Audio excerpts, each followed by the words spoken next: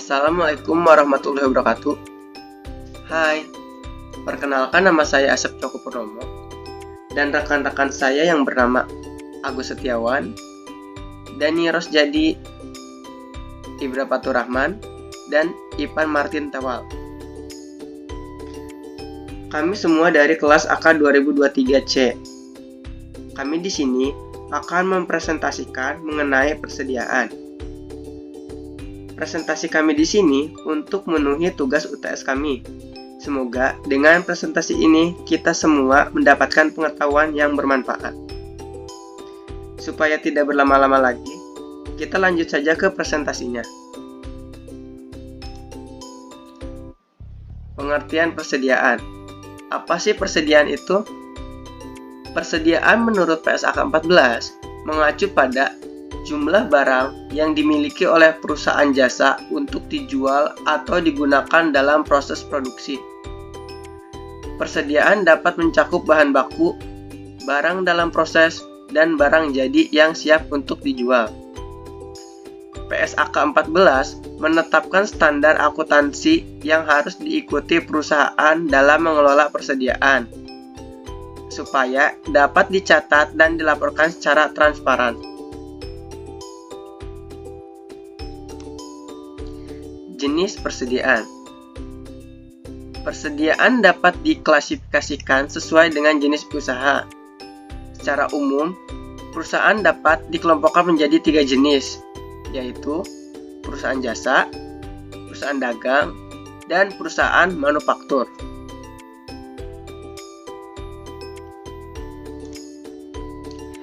Persediaan perusahaan jasa. Persediaan perusahaan jasa tidak memiliki persediaan karena perusahaan jasa tidak memiliki produk yang dapat disimpan atau dijual secara langsung. Perusahaan jasa memberikan jasa kepada konsumen dan tidak memiliki produk yang dapat disimpan atau dijual. Contohnya, perusahaan yang menyediakan jasa adalah perusahaan transportasi, perusahaan komunikasi, perusahaan pengiriman, infrastruktur, dan lain sebagainya. Persediaan perusahaan dagang. Persediaan perusahaan dagang hanya memiliki persediaan barang dagang.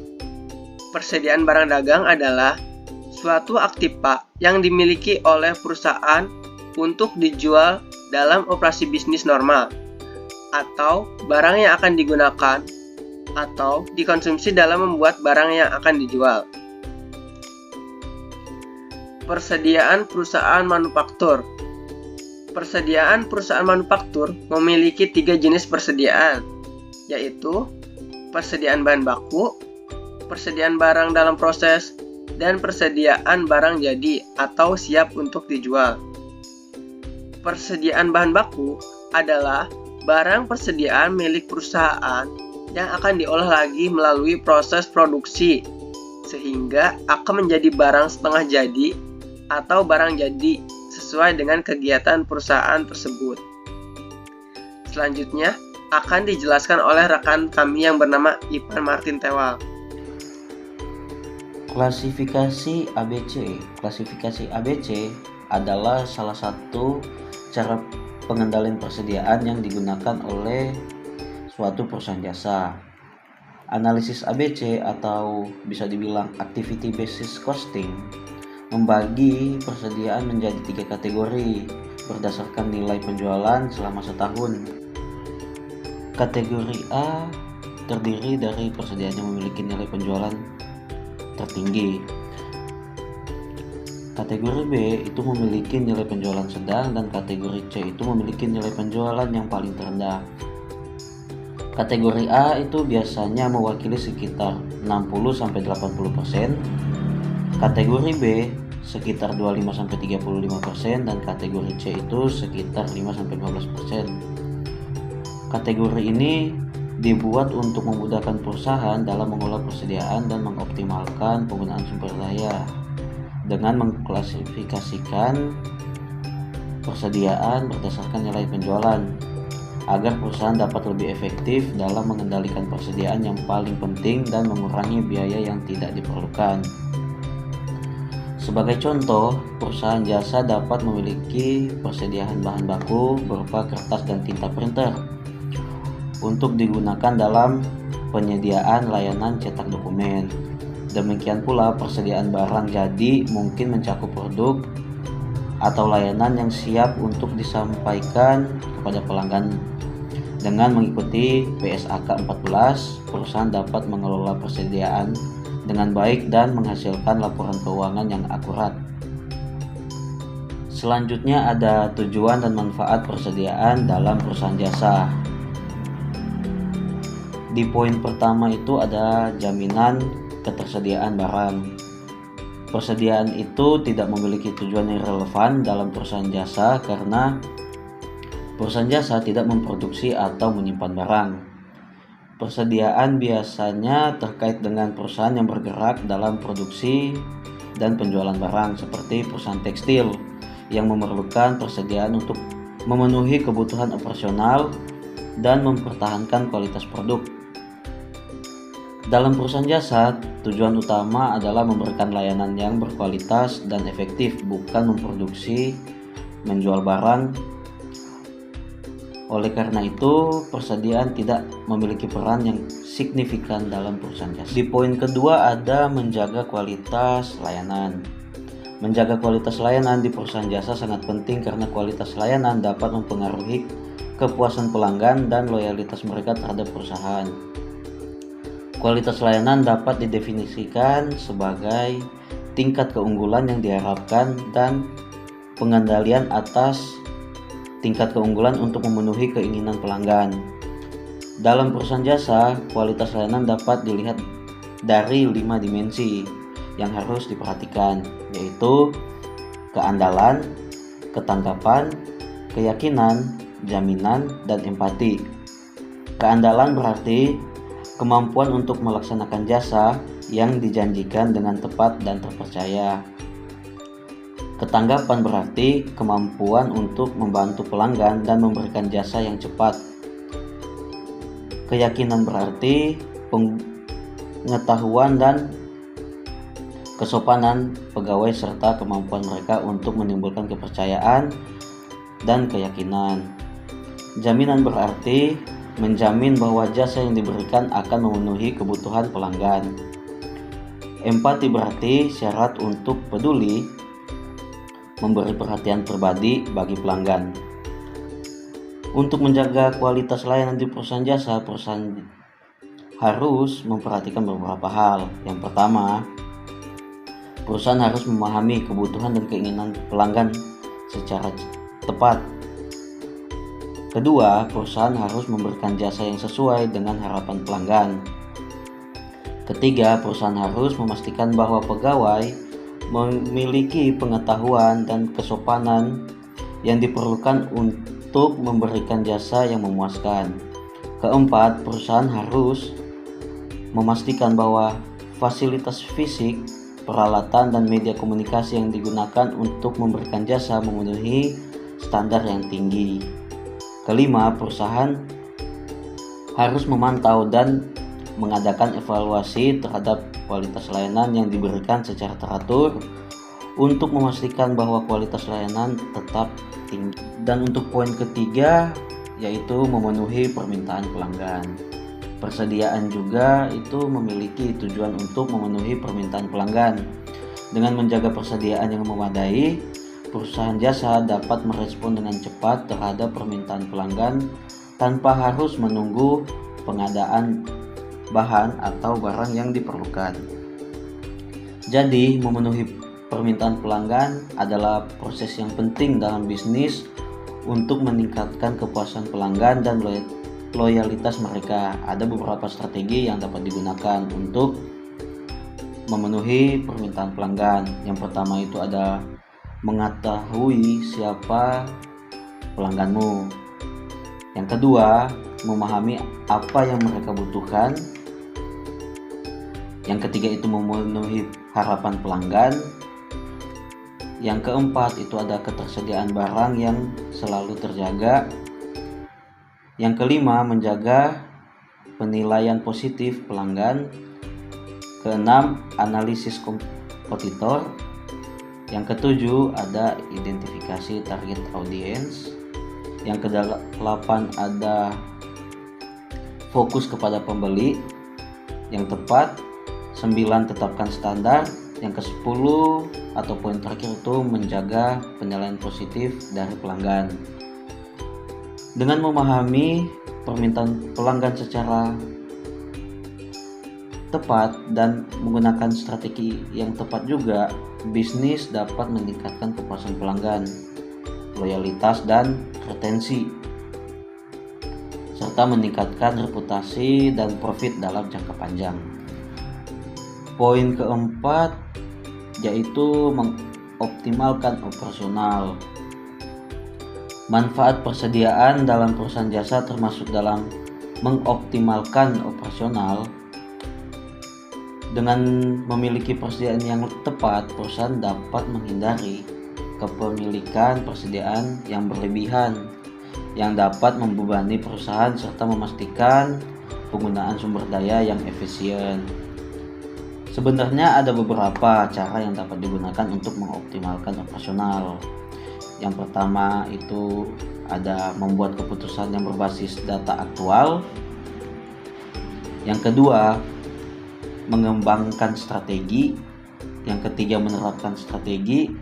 Yang keempat, mengawasi dan mengendalikan setiap aspek operasional. Yang kelima ada mengidentifikasi dan mengatasi bottleneck. Yang keenam, mengoptimalkan proses operasional. Dan yang ketujuh adalah mengawasi lingkungan operasional. Dengan mengoptimalkan operasional, perusahaan dapat meningkatkan efisiensi dan efektivitas, mengurangi biaya, dan meningkatkan keuntungan. Oleh karena itu, perusahaan perlu memperhatikan strategi manajemen operasional yang efektif untuk mencapai tujuan bisnis yang lebih baik. Oke, baik, selanjutnya ada jenis-jenis persediaan dalam perusahaan jasa. Di sini ada 4 golongan persediaan dalam perusahaan jasa. Yang pertama ada persediaan bahan baku. Persediaan bahan baku merupakan bahan mentah yang akan diproses lebih lanjut untuk diubah menjadi produk jasa. Yang kedua ada barang dalam proses. Barang dalam proses merupakan persediaan yang sedang dalam proses produksi. Hal ini mencakup barang setengah jadi yang masih dalam tahap produksi. Yang ketiga ada persediaan barang jadi. Persediaan barang jadi merupakan produk jasa yang telah selesai diproduksi dan siap untuk dijual atau digunakan. Yang keempat ada persediaan suku cadang.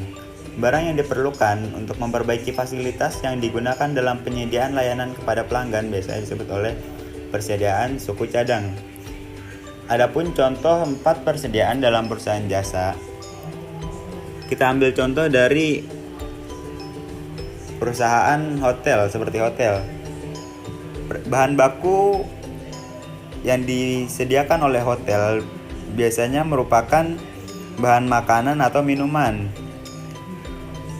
Adapun barang dalam proses biasanya ruang yang sedang dibersihkan atau diperbaiki. Yang ketiga, barang jadi biasanya kamar yang sudah siap dipakai untuk tamu. Untuk persediaan suku cadang biasanya hotel menyiapkan peralatan dan perlengkapan hotel seperti mesin kopi, AC, dan lain-lain.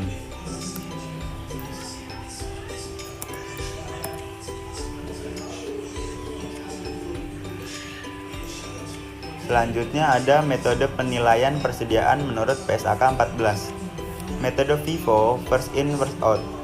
Metode FIFO adalah salah satu metode penilaian persediaan yang didasarkan pada prinsip bahwa barang yang pertama masuk ke gudang juga barang yang pertama keluar.